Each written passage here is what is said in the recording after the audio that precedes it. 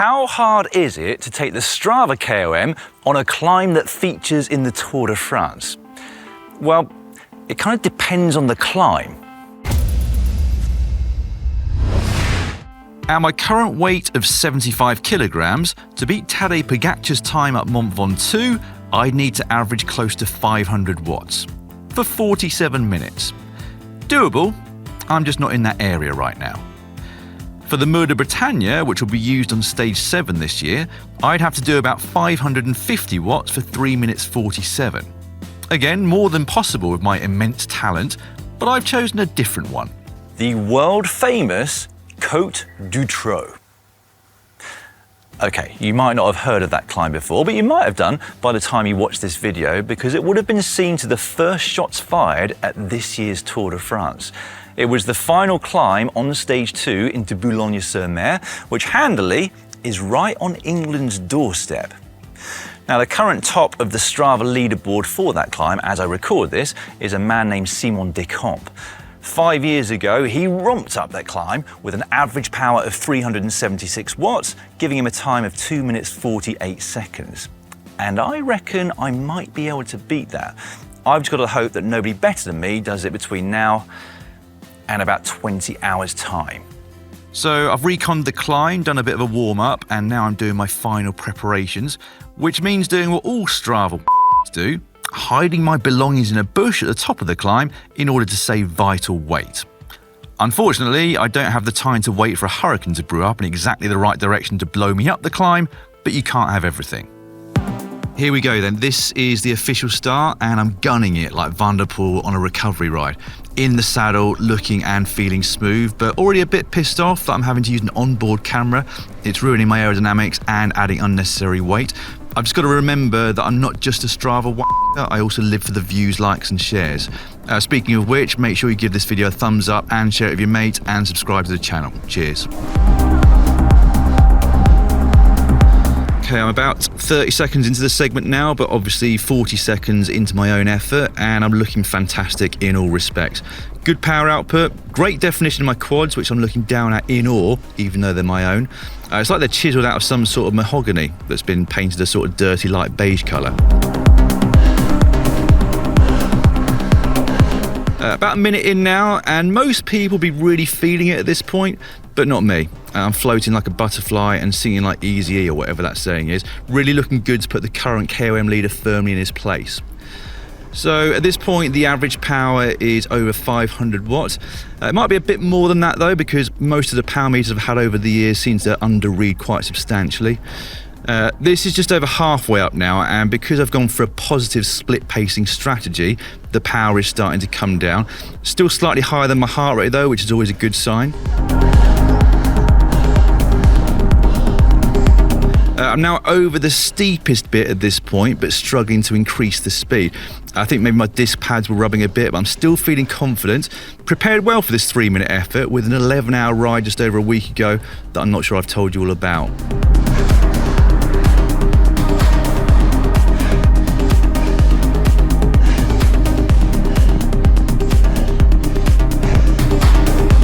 Right, on to the home straight. Already starting to wonder whether some sort of scally has nabbed my belongings in that field that I hid them in, but all looking good. And that's the top. Just a quick check, there's no cars about to run me over, and bang, mission accomplished, never in doubt. I actually can't see that being broken, even in the race itself. I've done it. Mainly because I got a load of extra speed at the bottom. On the Strava live segment, it's on the Wahoo. Once I got about halfway up, it stayed the same and started creeping down actually.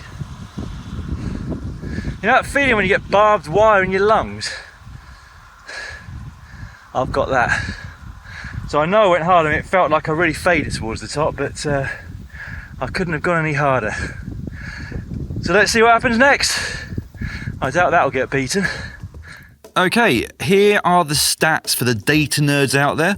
So the climb took me 2 minutes 25 with an average power of 489 watts, average heart rate of 158, average speed of 20.9 kilometers per hour for the 8% gradient. I did probably start out a little bit hard, 548 watts for the first minute and then fading towards the end. So the last minute was only 420 watts. So now it's just a case of waiting, I guess. For the next 48 hours or so, I'm going to be here at the Tour de France picking up a load of new tech whilst constantly checking my phone for any notifications that I don't want to receive. And indeed looking to see if I need to flag anything. Still a bit of a fright there. Notification came through from Strava, lost your KOM, but not that KOM. We're all good still. However, what I just have noticed is that I'm still a minute 11 quicker than Filippo Ganna, and even more than that in front of the likes of Tom Schoen. So what that is called is not a humble brag, it's just a brag.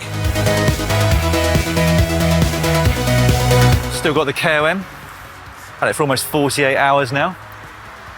Anyway, I better look at the bikes, I guess.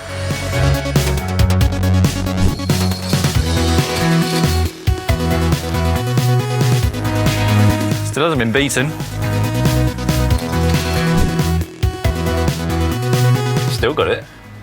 Well, our good mate Daniel Lloyd was out riding the finale last week, and he was just saying the road narrows as well. It's like a wall. There'll be teams, even without the gradient, who'll be worried about just the width of the road. He sent me a message this morning talking about our great mate Daniel Lloyd. He said, yeah, I've been busy. I was out at the French coast, and I went and took the Strava KOM on the last climb today because I'm making a video about it. The time I took a Tour de France Strava KOM and then what happened after. In about 25 minutes' time, you might be getting one of those emails. Uh-oh, somebody stole your KOM. Well, we often talk about when... I don't think I will be. Thank you very much. They're on it, and it's quite slow at the start, but probably not as slow as me. My KOM was, as expected, broken. Not smashed, I wouldn't say, but comfortably broken. So soon after they finished the stage, I got that dreaded notification from Strava, and by the time I clicked on it, I was already down to 7th. Only 1 second behind GC hopeful Ben O'Connor of Jaco Alula, but since he'd lost half his skin in a serious crash the day before, he clearly wasn't at his best. I then slipped to 12th, then 17th, then 30th, as more and more riders uploaded to Strava. And so here we are, 24 hours later, and I'm down to 34th overall. So 33 Tour de France riders rode up that climb faster than me, so the rest either didn't upload, or in all likelihood, just didn't ride that hard up the climb. I'm going to go through the analytics just shortly, showing where I lost my time and the sort of power the pros were doing. But first, I just want to explain why I'm still 34th and not lower. For many pro riders, their job for a stage like that is done by that point, and they're just looking to get to the finish using the minimal effort possible, saving what they can for the following day and following days. They've also already got 200 kilometres in their legs by that point, and a stage the previous day, of course. So whilst I focused everything on one single 2.5 minute effort, there was a lot more going into it for them. Even at the front of the race, they were not going flat out the whole way up that climb. For the best riders, they never did go flat out. Their average power was actually higher on the 2 previous climbs that day, despite those ones being longer in duration. So let's dive in then. The fastest time on that climb came from someone that wasn't even in the front group, Bahrain Victorious' Fred Wright. Now I'd imagine he was trying to bridge to the front group at that point in the race.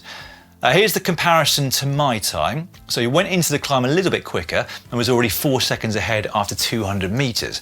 That then came down to 3 seconds, and it sort of held there for the first half of the climb, which was the steadier part. But then, as I was already starting to pay for my effort, contrary to what I said in my commentary earlier, the gap ballooned. Over 450 metres, he put 16 seconds into me. So 1 minute 23 for me, 1 minute 7 seconds for him. And that is a significant chunk over that kind of duration. What about Pogačar?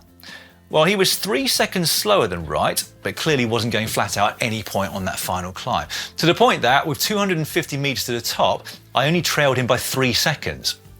After that, though, the speed differential was much greater.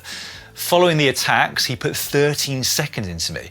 So what took me 55 seconds only took him 42, as he maintained a speed around 8 kilometers per hour faster than me. Were he to ride it as a prologue or time trial, etc. though, or target it as a Strava segment like I did, the gap would obviously be much, much bigger. Anyway, I hope that you found this a bit of fun. The segment was there for the taking because it had never before been used in a race, and I know there are lots of you out there who are leading or high up the leaderboard on a particular segment that then suddenly find yourselves a long way down if a race rolls through. I mean, yes, there is the advantages of closed road and having vehicles in front of you, but ultimately, these guys are just next level. I mean, I'm not as fit as I once was, but I'm certainly not unfit. I didn't have a hope of getting close though. There's a reason they're paid the big bucks to pedal bikes, because as I said, they're the best in the world at doing it. So let me know your thoughts in the comments section down below, and if you feel like giving some kudos for this video, you can hit the thumbs up button too. Thanks for watching, and I'll see you for more Tour de France content very soon.